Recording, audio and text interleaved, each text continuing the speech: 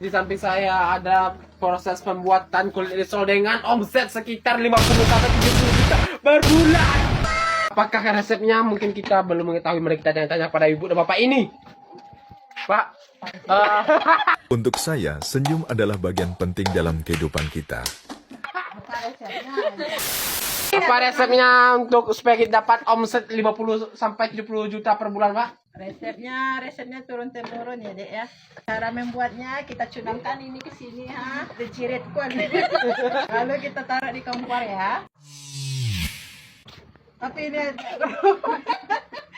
Namun, 7 dari 10 anak di Indonesia menderita gigi berlubang.